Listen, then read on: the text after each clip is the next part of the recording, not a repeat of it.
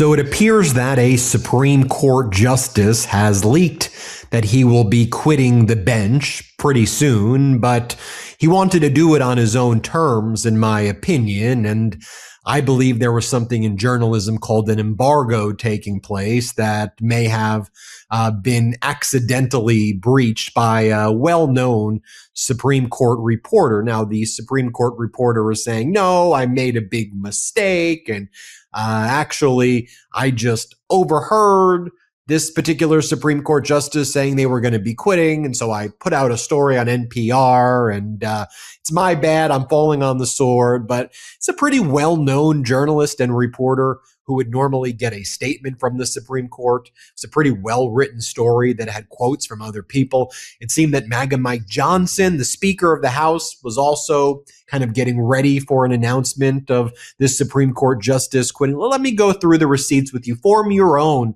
opinions, if you will. But a lot of people have been speculating that Justice Alito, far right-wing MAGA justice, and Justice Clarence Thomas, a far right-wing MAGA justice who's been on the bench forever, that they would likely be resigning, quitting, and allowing Donald Trump to pick two younger, probably more radical and dangerous versions of them. You've heard me talk about that as a distinct possibility following the end of this Supreme Court term.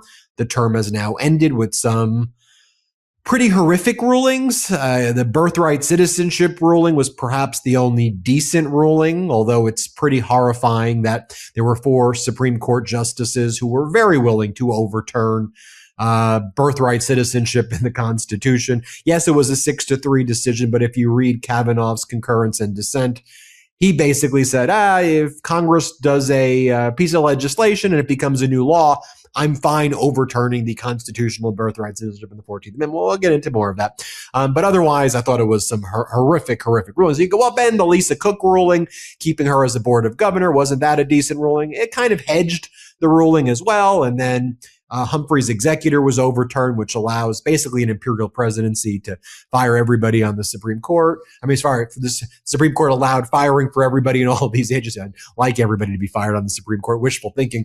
Firing everybody in agencies, which has never happened, in 90 plus years. I digress, but let me talk about this. So Justice Alito, it was announced by NPR, by a journalist named Nita Totenberg, who's basically known as like the dean of Supreme Court reporting. Like, she would be the person who would be the person to write this story. Very inside baseball. She writes the story. Justice Samuel Alito, who wrote the opinion overturning Roe v. Wade, retires. By the way, that's the way Alito wants to be remembered also. So if he was planning that story, I'm sure he would work with a reporter to make that basically the headline in his exit. This stuff is always well coordinated, and Nina would be the person to write that story.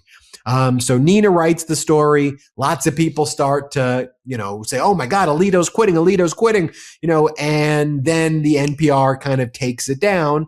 And then, according to the Wayback Machine, the NPR article announcing Justice Alito's retirement was actually scheduled to be published on Friday. That makes a lot of sense too. That's when a story like that would drop going into the 4th, a lot of chatter going into the holiday weekend about what's taking place. The story gets removed and retracted right away.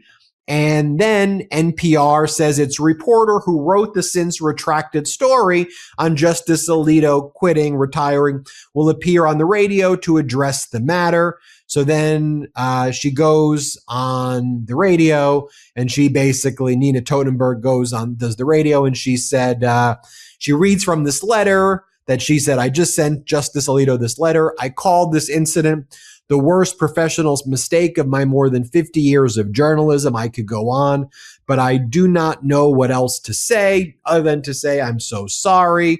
She calls it a rookie mistake and said, this is on me. This is on me. And then NPR's Kelly McBride said this reporter, Nita Totenberg, was listening to Chief Justice John Roberts announcing retirements and misheard one of his comments. And then she said, he announced Alito. So the story on Alito's retirement was pre-written. She rushed to publish it because she heard John Roberts announce other retirements, but no one checked with Alito's office first. And then the NPR editor-in-chief, Tommy Evans, wrote, due to a misunderstanding, NPR's Supreme Court and Legal Affairs correspondent, Nina Totenberg, incorrectly reported that Justice Alito had retired. Neither Alito nor the Supreme Court Public Information Office has announced his retirement. As soon as the error was realized, the story was retracted and removed from NPR's website, and an on-air correction was broadcast. We regret the error and any confusion this may have caused. This afternoon, Mrs. Totenberg will appear on All Things Considered to explain what happened. She has reached out to Justice Alito to apologize. Between the Wayback Machine saying it was going to be published on Friday, the fact that it was Totenberg, the fact that her excuse is that she heard Roberts saying things, I don't think Roberts would just hide the ball there in a number of retirements and go, and so we have Judge so-and-so, Judge so-and-so, Justice Alito, Justice so-and-so, that's not the way it would go down. I'm sure it would be a little more ceremonial. And everybody, I have big news to you wouldn't just sandwich it in. I'm not buying this excuse, but that's what they're going with. I have no firm evidence, just to be clear, that can conclusively say that they're not telling the truth. But I think Alito wanted to do it on his own terms. He didn't want to do it today. My prediction is in 2 or 3 weeks, we'll hear Alito, maybe even longer at this point. They'll delay it so it feels like it's on his terms. I also wonder what Justice Clarence Thomas was doing when he was on Capitol Hill. Having secret meetings yesterday was kind of odd that he was on Capitol Hill. But let me bring in Harry Littman from Talking Fed's YouTube, Substack, and podcast. Harry, you look at the final rulings that were made, Justice Alito's stamp of, in my view, fascism, hate, and destruction of the Supreme Court was all over these opinions. It seemed that he was building to this moment, but he wanted it to be on his schedule. That's how I was reading it anyway before this announcement. And now you have all of this, confusion or whatever. But I think he's going to resign. I think Thomas will resign. You and I have been speculating. What do you make of this all, Harry? First, let me start with what you just said, this final flurry of opinions. The last few weeks by Alito have really been atrocious. So today he endorses the view of Thomas that this broad statement in the 14th Amendment only means, because that was what was in the minds of the framers, that children of slaves are citizens of the country. The statement doesn't say that, doesn't remotely say that. There's no principle of constitutional interpretation. In fact, it's been hugely discredited to say you go back and ask the motivation in the people's minds. They wrote, if you're born here and you're subject to the jurisdiction thereof, and they plainly are, that just means you're subject to the laws, you're a citizen, full stop.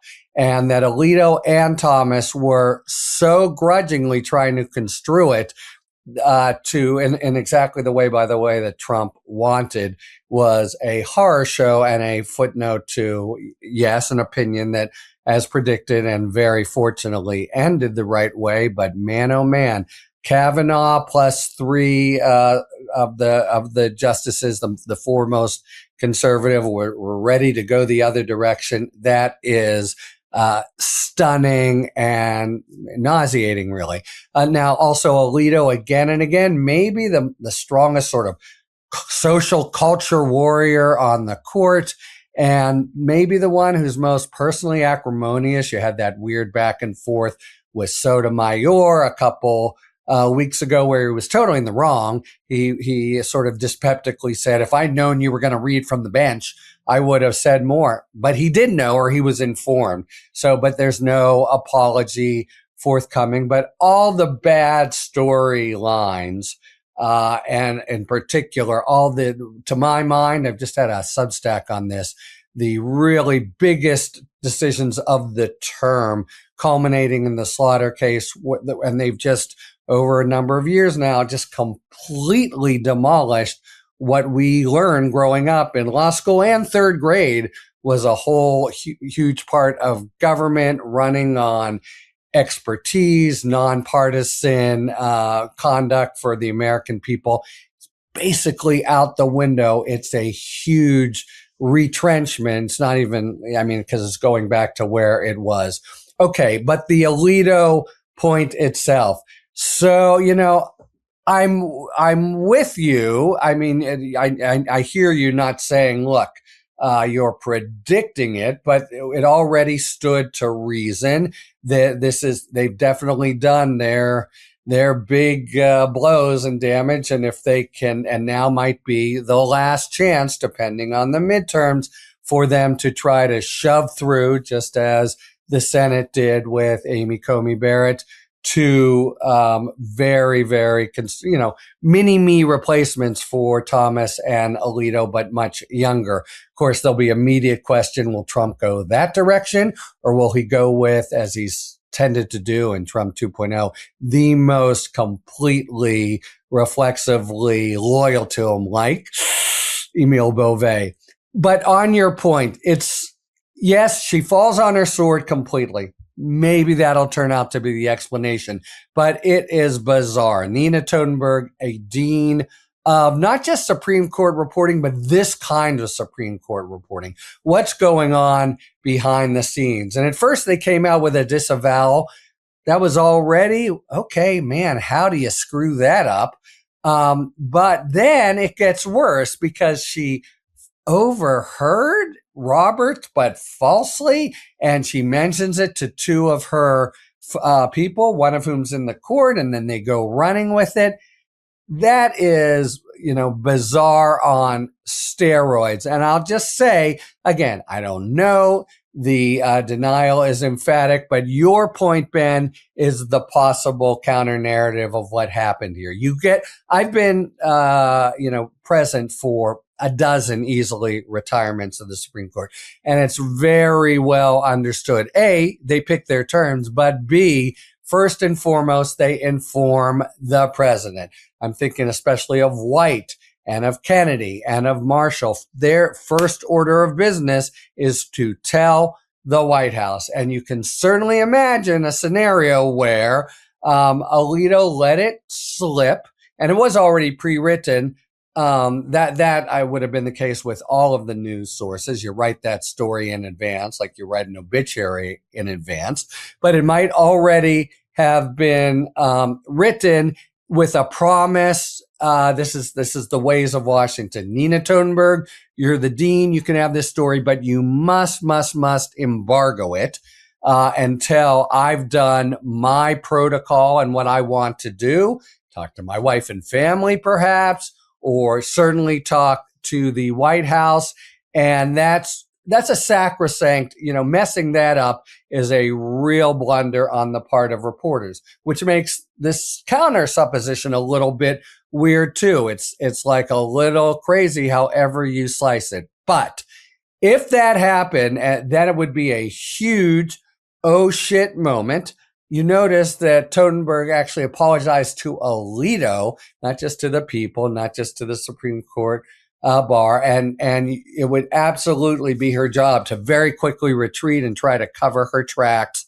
And those tracks would be to make it seem, without saying anything, if you read her statements carefully, they don't exactly say this isn't happening, but they do say really kind of, it's hard not to be incredulous about this. She misheard the Chief Justice say this. She's just way too sophisticated for that. So something's weird, however you slice it. And yeah, I think your supposition, and I realize it's only that, we can't say more, of thinking, in a couple weeks he'll do it and on his own terms, is a very plausible interpretation of a very kind of gonzo and strange turn of events.